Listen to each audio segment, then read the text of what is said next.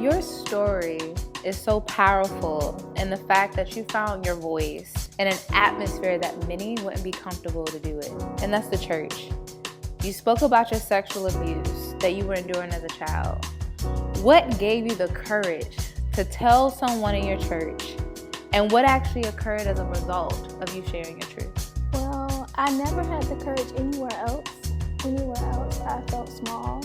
Even at home, I felt small and I felt unsafe.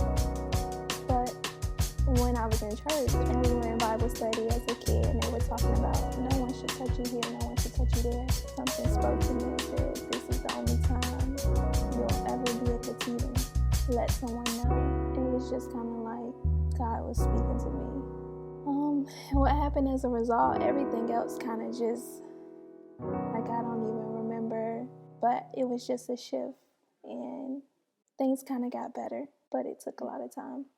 That is so powerful. I don't think people really realize how powerful the church environment can be. And there are certain topics that the church is afraid of. And I'm glad that your church spoke about something that you needed to speak on and share. And as we know, it is not uncommon for individuals to experience low self-esteem and toxic relationships. How did you overcome these obstacles?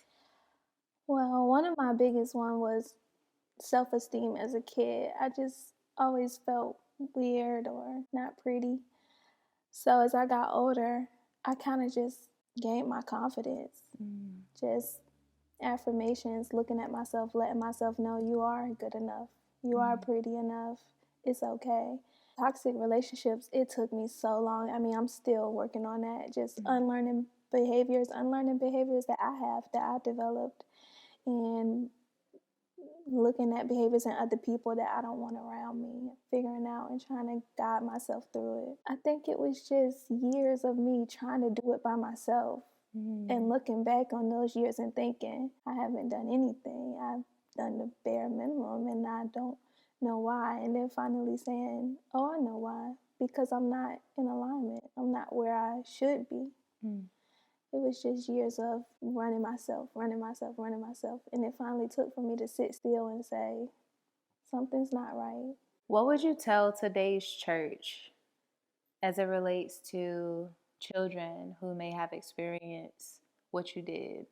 I would tell them that they can be an outlet, that they can be a hand that uplifts, that children need that. Sometimes children don't have stability at home. I didn't have that safe place, but the church was my safe place.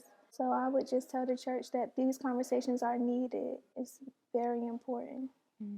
And to that person right now that might be listening to you and they're in that journey of doing it by themselves, how would you encourage them to trust God again, to come on this journey with them?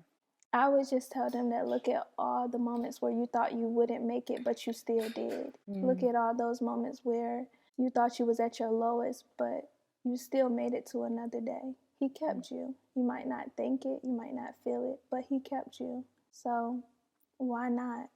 Why not trust him? You trust everybody else. Why not trust him? I'm so glad that you decided to trust God. You had a church environment that was safe enough for you to share your story. And I'm grateful that you are finding your voice because it's needed and it's necessary, because you're a superwoman that will save lives by just sharing your story. Thank you. You're welcome.